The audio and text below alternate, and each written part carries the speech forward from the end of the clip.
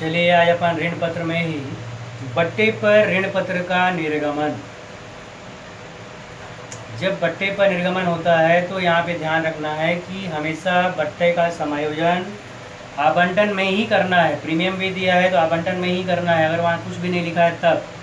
और अगर वो लिख देता है कि याचना में है बट्टा या प्रीमियम, आवेदन में है बट्टा या प्रीमियम, तब उस कंडीशन में हमको आवेदन या याचना में जाना है।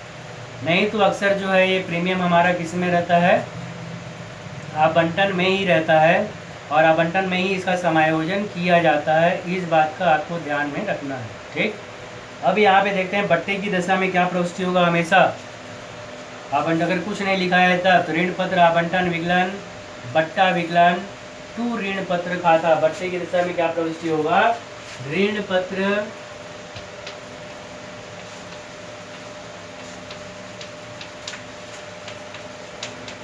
आवंटन विकलन ऋण पत्र बट्टा खाता विकलन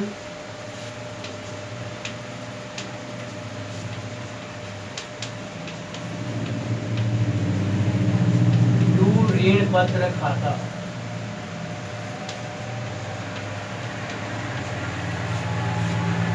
जब भी बट्टा देगा तो बाकी एंट्री तो हम लोग करते रहेंगे। करने के बाद जैसे ही आवंटन आता है, जैसे ही आवंटन आता है तो ऋण पत्र आवंटन विकलन बट्टा विकलन टू ऋण पत्र खाता, और इसके बाद तुरंत दूसरा एंट्री करना है, मालूम है अपन को, बैंक खाता विकलन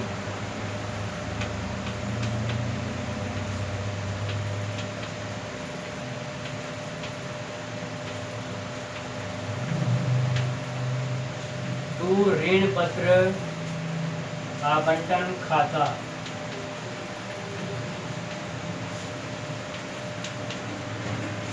यहाँ देंगे नरेशन राशि प्राप्त, और यहाँ देंगे नरेशन राशि दे। मालूम है आप लोग को। तो क्वेश्चन में जब भी बट्टा देगा तो ध्यान देना, पहले एंट्री दिमाग में आ जाएगा। बट्टा हमेशा क्या होगा, डेबिट। कुछ नहीं दिया है तो हमेशा आवंटन के साथ ही बट्टे को समायोजित करना है अपन को। तो ऋण पत्र आवंटन विकलन ऋण पत्र बट्टा विकलन टू ऋण पत्र खाता, ये एंट्री एकदम दिमाग में रहना चाहिए। और साथ में दूसरा, जैसे ही राशि प्राप्त होगा तो बैंक खाता विकलन टू ऋण पत्र आवंटन खाता। और बाकी जो एंट्री हम लोग जैसे करते थे उस एंट्री को वैसे ही करना है, उसमें कोई परिवर्तन नहीं होगा। आई बात समझ में। तो देखो अपन अभी एंट्री करते हैं, इसका किस प्रकार से करेंगे, ध्यान से समझेंगे उसको।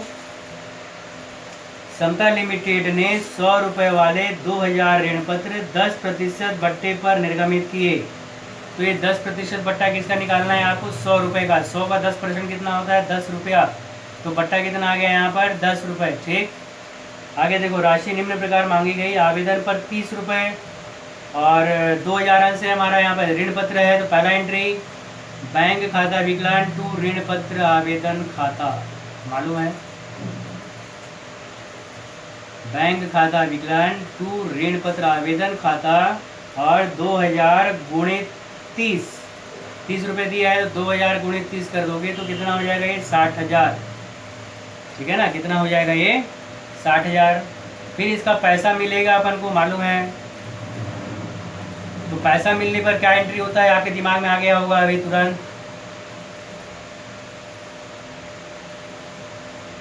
क्या होगा एंट्री, तो बैंक खाता विकलन टू ऋण पत्र आवेदन।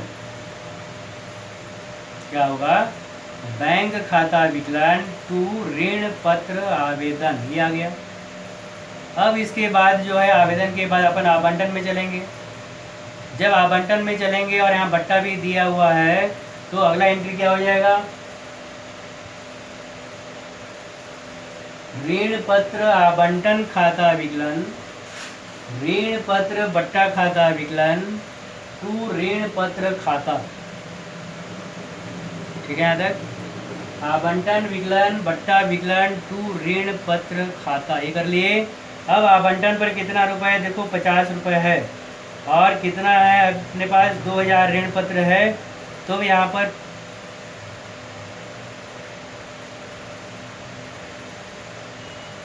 50 ये दिया हुआ है आपका और 2000 ये दिया है। 2000 गुणित 50, 2000 गुणित 50 तब करेंगे यहाँ पे कितना हो जाएगा। 2000 गुणित 50 करोगे 5 दूनी 10,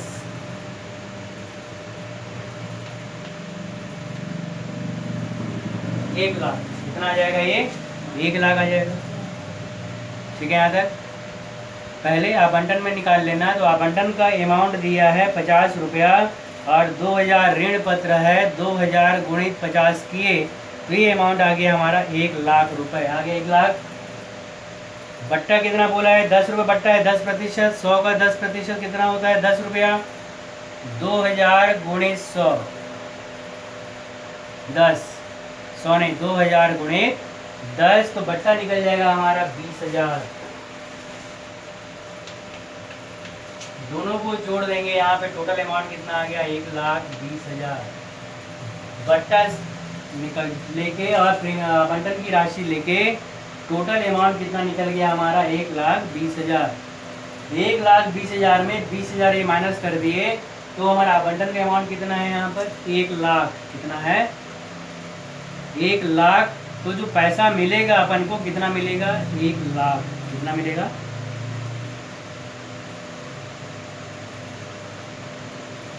पैसा हमको मिलेगा यहाँ पर 1 लाख। तो अगला एंट्री करेंगे, बैंक खाता विकलन टू ऋण पत्र आवंटन खाता। बैंक खाता विकलन टू ऋण पत्र आवंटन खाता। और यहाँ पर हमारा अमाउंट आ जाएगा 1 लाख, 1 लाख। यहाँ भी 1 लाख, यहाँ भी 1 लाख। नरेशन दे देंगे, आवंटन की राशि प्राप्त। ठीक है, यहाँ तक बात समझ में आ गया। तो यही परेशानी होगा इस एंट्री में। फिर आगे जब एंट्री में जाएंगे अपन तो वहाँ कोई परेशानी नहीं होगा। बट्टा और प्रीमियम की दशा में ही हमको ज़्यादा समझना है। बाकी तो जो है हमारा समान एंट्री जैसे करते थे वैसे ही, वहाँ कोई परेशानी नहीं है। लेकिन अगर बट्टा दिया है तो डेबिट कर दो और प्रीमियम दिया है तो क्रेडिट कर दो। ये अपने दिमाग में रखना है। बट्टा तो डेबिट और प्रीमियम तो क्रेडिट। ये अगर हमारे दिमाग में है तो प्रविष्टि करने में किसी प्रकार से भी कोई दिक्कत नहीं आएगी।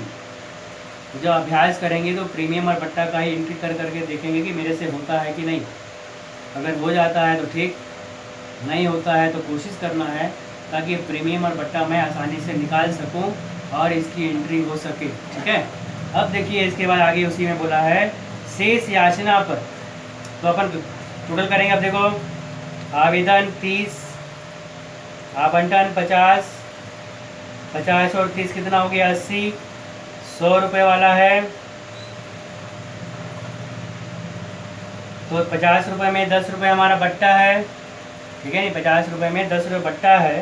तो आवेदन 30, आवंटन 40, 40 और 30 70।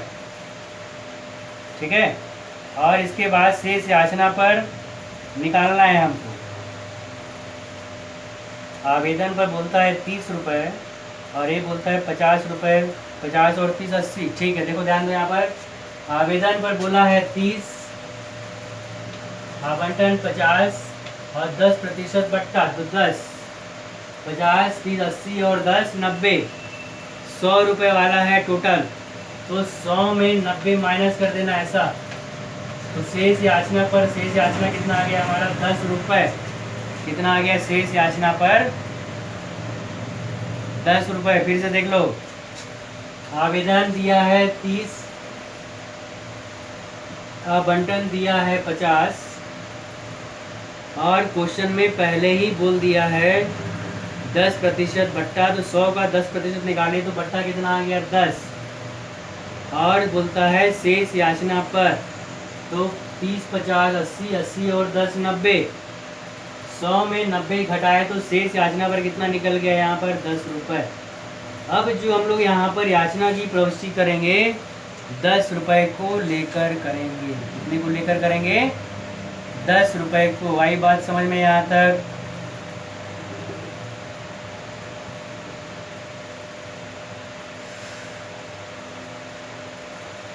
इसके बाद चलते हैं अगला एंट्री।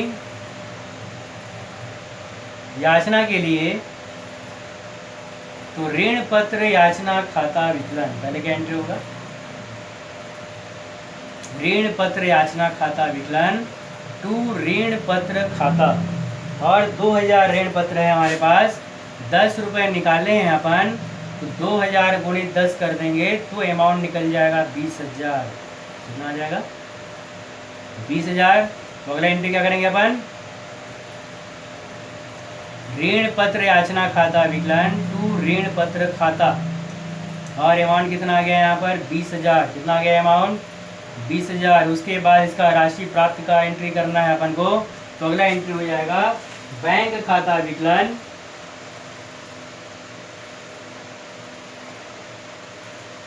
बैंक खाता विकलन टू ऋण पत्र याचना खाता, बैंक खाता विकलन टू ऋण पत्र याचना खाता 2000 गुणित 10,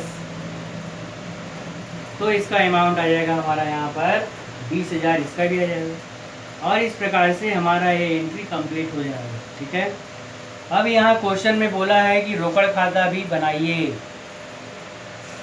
रोकड़ खाता बनाने के लिए हेडिंग दे देना ऊपर रोकड़ खाता, और प्रविष्टि में देखना रोकड़ कहाँ कहाँ पर आया है, या बैंक कहाँ कहाँ पर आया है। तो विकलन में है अगर, तो विकलन पक्ष में उसके दूसरे विपरीत खाते के नाम का उल्लेख करेंगे और अमाउंट को लिखते जाएंगे, और लिखने के बाद अंत में योग लगा देंगे। योग लगाने के बाद जो राशि आएगी उसको जहाँ पे कुछ भी नहीं रहेगा, नील रहेगा, उस तरफ लिख देंगे शेष ले जाया गया। क्या लिख देंगे उस तरफ, शेष ले जाया गया। तो इस प्रकार से ये खाता कंप्लीट हो जाएगा। जो खतौनी का नियम था हमारा, तो खतौनी के नियम को यहाँ पे लगा देना है जब बैंक खाता बनाने के लिए बोलेगा तब, और नहीं तो कोई खाता बैंक खाता बनाने की ज़रूरत नहीं है, सीधा प्रविष्टि कर देंगे, हमारा काम हो जाएगा। तो इस प्रकार से बड़े क्वेश्चन जो आते हैं 6 नंबर के लिए आएगा, और जो एक मुश्त प्राप्त हो गया आवेदन पर, उस प्रकार का क्वेश्चन जो आता है वो 3 नंबर में आता है। तो ये हमको बिल्कुल तैयार करना है। पासिंग नंबर हमको यहाँ पर अधिकांश बच्चों को यहीं से मिल जाता है, जो बाकी चीज़ों पर ध्यान नहीं देते हैं। अंश पूंजी और ऋण पत्र से ही अपना अंक निकाल लेते हैं। ठीक है, ये है यहाँ पर। इसके बाद आगे चलते हैं अपन इसी में। तो यहाँ तक जितना किए हैं विधि, सम मूल्य, प्रीमियम मूल्य, बट्टा मूल्य, ये सब आपका पूरा तैयार हो जाना चाहिए। इसके बाद आगे इसी में चलते हैं, और वहाँ पे दे देगा सम मूल्य, प्रीमियम मूल्य, बट्टा मूल्य। तो हमको समझ के करना है कि किस प्रकार से इसका एंट्री होगा। ठीक, चलिए देखते हैं आगे।